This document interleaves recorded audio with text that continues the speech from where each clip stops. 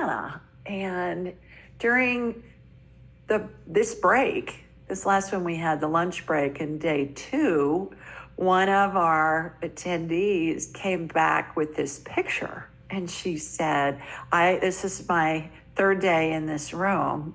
And all of a sudden, the smiley face showed up on my closet door between the time that I was in the class and went there for lunch. And now there are 3 faces altogether on the closet door.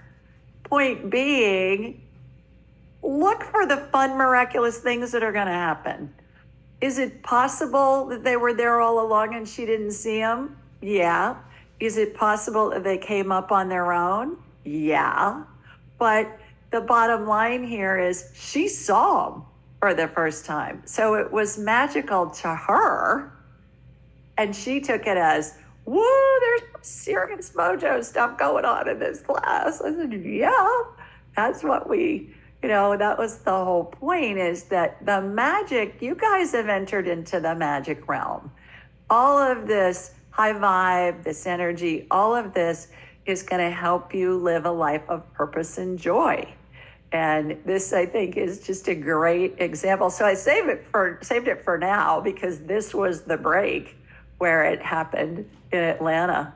And so I just thought that was a fun aside. Past lives and spirit guides, way part of the fun, way big part of the fun.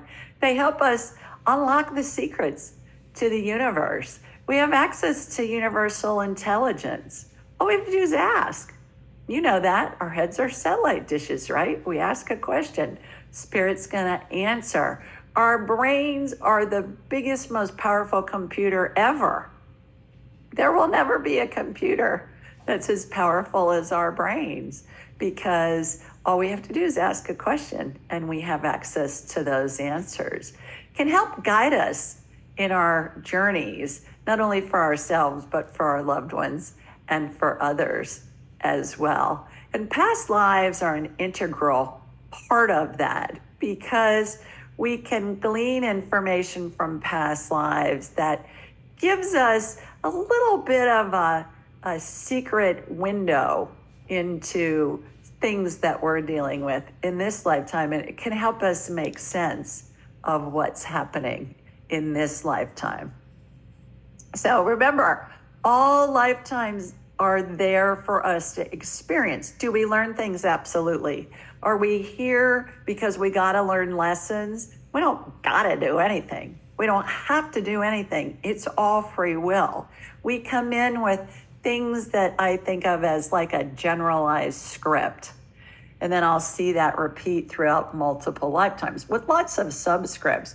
But remember, it's all benefiting us in some way. Even if it's a horrific event, it's benefiting us. It's benefiting others. It's like we're all in a movie. We're all in a play. Our spirit is concocting all of it as we go. It's all basically an illusion. And when we know that, and we have the tools like the 2-minute rule to help us manage our reactions to emotions. Remember, emotions are like our internal GPS system. Lets us know when we're out of balance. If we have a thought that feels good, okay, it's true for the most part. Usually, I would say 99.9% of the time it's true. But when we have a thought that feels badly, we want to manage our reaction to that. If it's an irrational fear, we don't want to go into fight or flight. Not only because it's not fun to feel bad, but also because it affects our body and affects us physically. I can tell you at 65, I feel better now physically than I did when I was 25, 40 years ago. And it's because I live in a high vibe. Now, I take care of my body, but I, honest to God, feel like I'm aging backwards because I swim in this vibe so much. So how do we do past life scans? Most people that are doing in the past life realm are doing hypnotism. That is wonderful if you want to do it. It's something that can be very, very valuable. It's the standard that everybody uses for the most part. And then you come to me. I'm an entrepreneur, which means I like to do things a little differently. And I pay attention to how Spirit teaches me to do it. I didn't learn to do past lives this way. It came into me over the years. So here's how I envision it. With whoever the person is with whom I'm talking and doing a past life scan, I'll connect into them. You know, we've been doing that all weekend. So I'll watch a laser beam connect into them. And then I'll envision myself in this endless hallway. Very narrow walls, very tall ceilings. So let's say I'm in the Shelley highway. I'm in the Shelley hallway. Is this the Akashic records? I believe it is. And I believe that all of our records are stored there. So narrow hallway, endless, very tall ceilings, very narrow walls. The walls are covered in 12-inch by 12-inch big squares that are mirrors. They're lined up perfectly vertically. They're lined up perfectly horizontally in columns. Each square, each mirror represents a different lifetime. We're going to ask a question that will be a generalized question like, does Joanna have any past lives in which she was working with lions? And then the mirrors that pertain to that question will come out from the wall as if they're on a hydraulic arm. I always do it that way because I want to see how many lifetimes pertain to the question we're asking. And then I'll say, show me the lifetime that correlates the most. That mirror will come out the farthest. So I've got mirrors out already. The lifetime that correlates the most will come out the farthest. Maybe close in. It's been my experience that the mirrors that are closer in are more recent in our linear time. Remember, time doesn't exist in the spirit world, but it presents that it's something that's happened in more recent times. The mirrors that are farther out seem to be farther away from our linear time. So let's say I get a bunch of mirrors that come out that say, look, Joanna she worked with lions in past lives. There's a bunch of them. And then I'll say, show me the one that correlates the most. That one, let's say, is way the heck down, and it's on the left side of the room. So I see myself jogging down the hallway and getting in front of the mirror. And sometimes the mirror's my height. Sometimes I have to squat down to get into it. Sometimes it's really tall because the ceilings are about 40 feet tall. And there just so happens to be a forklift there. So I'll climb on the forklift and the forklift will lift me up and I'll envision myself walking into the mirror. And when I walk into the mirror, it's like I've walked into a movie scene. And we'll get where it was, when it was, a little bit about what happened. And then I'll say, does any of that resonate with you, with what's going on in your current life? And it always does. That's rare. I can count probably on one hand the times where it doesn't resonate with what's happening in this current life. When we're born, we all come in with scripts of things we want to explore and experience. And when I'm in the middle of that mirror, I'll be given where it was, a date, a little bit about what's going on. So, Joanna, you liked lions in a past life. Let's say, Kevin, you worked with tigers. And in this lifetime, you consider yourself to be a kitten. Well, it's still part of the cat family. It's a little bit different, but it's still part of the cat family. There's always going to be a correlation about what's happening there. Oftentimes, we can get information, you've heard me say this several times, that we can validate with historic documents online. And I always say, you can't make this stuff up. One of my favorite stories is a friend who's passed in the last year, and I've known him for 40 years. And he called me because he'd been diagnosed with prostate cancer. So we did a past life scan on him to see if there was a correlation there. Now, this guy was the CEO of a publicly traded company with thousands of employees in the healthcare business, and great CEO, brilliant financial mind. I mean, he was the turnaround guy. They'd bring him in to fix these companies. And so I said, the interesting thing, first of all, was he had told me 30 years prior that his biggest fear in life was he was going to die from prostate cancer. And he didn't remember that, but I sure did. And so I was in my 20s. He was in his 30s when we met. And so we did that past life thing. Well, we figured out what we got was he was an admiral in the British Navy in the, I believe, the late 1700s, early 1800s. He was best known for some big naval battle with the French. And we got his name and we got information about him and we got, what the year was of the battle and all of that. And then we got information that said he's really good at being a leader. He's used to commandeering people, whether as an admiral, whether as a CEO of a huge publicly traded company. Not so good at receiving, really good at, leading people, not so good at receiving and letting people help him. So that was part of the lesson in this life. And what brought him to his knees? Him having cancer and him having to go through chemo and radiation and all of that. He had to depend on his wife to take care of him and his kids. He had to depend on his health care givers. He had to depend on other people when he couldn't get to meetings and things. So that was a lesson, or that was an experience rather, that his spirit wanted to explore in this lifetime. And it probably was urging him throughout his lifetime to explore that, and then finally got his attention with him being sick because he didn't have a choice. It was really interesting when we went online because everything that we got, his name, the battle with the French, the naval battle, all this stuff, we were able to find out and corroborate with online information. I don't know British naval history. I barely know American naval history. So it was really interesting when all of that transpired. Past lives, I equate to each lifetime we explore and experience things from different perspectives. And then each time we explore it, we know it. It's like when you're learning to drive.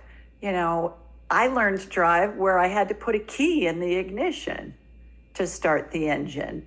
Well, now you push a button. You don't even have to have the key out of my purse. My key stays in my purse, right?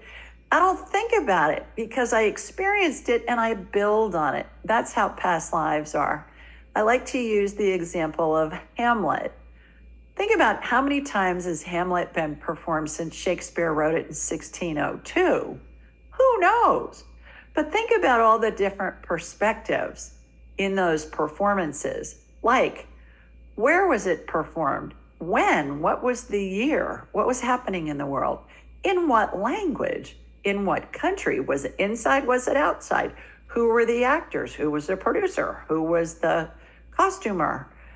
All those different variables are included in creating different perspectives of the same script. So I'll always see a semblance of this basic script that repeats itself through multiple lifetimes, which I find really fascinating because we perhaps were a teacher in a past life and we taught in school. Let's say we taught in preschool. And then in this lifetime, maybe we have several different experiences as a teacher. Maybe we're a high school teacher, and then we're a corporate teacher, and then we're an online teacher, and then we're a teacher of our children, and on and on. It's that basic script of being a teacher, and yet looking at it from a bunch of different perspectives. So I think Hamlet's a great example. Don Marsh is a fellow who, I mentioned him yesterday. He's an AAT grad, and he's a brilliant engineer. He worked in black ops in the defense industry, and he came to me, and we did a past life scan on his wife. And so here's what he had to say about that. I told my wife, I said, you really have to have a reading with Julie because, she's the real thing. So my wife had a reading with Julie, and lo and behold, Julie mentions a name, an occupation, and a location of a former life of my wife's. Okay. Well, me being an engineer, I said, oh, I've got to look at this, So the name was Linda Kavanaugh. Okay. The occupation was that she was a telephone operator at she was a badger for the University of Wisconsin. She graduated, she was on the, she was working in the admin for a telephone operator or something like that, So I checked with the University of Wisconsin, and sure enough, there was and she gave a year, okay, time frame. It was 1947, all right. I checked all these facts out, and all of them checked out, okay.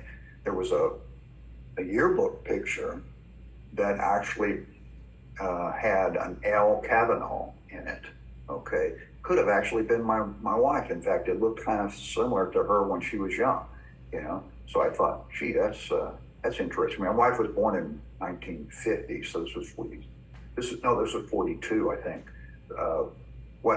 What Julie saw was her in 47, and she had already graduated. So what I saw was a picture of her in a yearbook in the 42, I think it was, yearbook, okay, which made sense. The whole time frame, checked out and everything. So my engineering brain was satisfied. So Don is a guy who is brilliant, and he is just, I consider him to be an AAT ambassador. He's kind of like a guy that would work for the State Department and be an ambassador to England or Australia or someplace like that. He is so knowledgeable about all this woo-woo stuff. You'll meet him in the practice groups, and he normally comes to the monthly get-togethers on the first Saturday of the month too. Charming, charming guy. So he loves this stuff. Interesting story about him. He came, and he's told this many times, so he'll be okay with me sharing this story with you. When he first came to me, he had been diagnosed with mild cognitive impairment. And so he had seen several doctors, and the doctors said, we can't do anything for you. Just get your affairs in order, and, basically you're screwed. So enjoy your life while you know what's going on. So he came to me, I got him on my radar, and the whole left side of his brain had been injured. There was a bunch of scar tissue up there. Now I'll see scar tissue in the brain, but this was, again, looked like some kind of a serious accident or some kind of an explosion or something. So I asked him, I said, have you been in a bad car accident? What happened? The whole left side of your brain is injured. Have you been near an explosion? What's gone on? And he said, he stopped for a minute. He goes, yeah. He said, I was working for a defense contractor. We had a job in Iraq. We were on one of the bases. And he said, a missile came in and exploded on the base, an enemy missile. And he said, the building I was in was not injured. I was not injured physically, but that side of my body was facing the window when the explosion hit. Thinking, bingo, this caused brain injury in his head from the shock waves from the missile exploding on the base. So we did a healing on him, used stem cell energy to regenerate the brain matter. And I think, I don't know, a few months later, he went to the neurologist and did the cognitive tests and stuff again. And they were back to normal. I think, or they were dramatically improved. And then he went 3 months later because they were testing him quarterly. And he went 3 months later, and it was not only better, it was better than normal at this point. And then he went another 3 months, and it was so good that the doctor released him. And he said, "You don't need this, and you don't need to come back."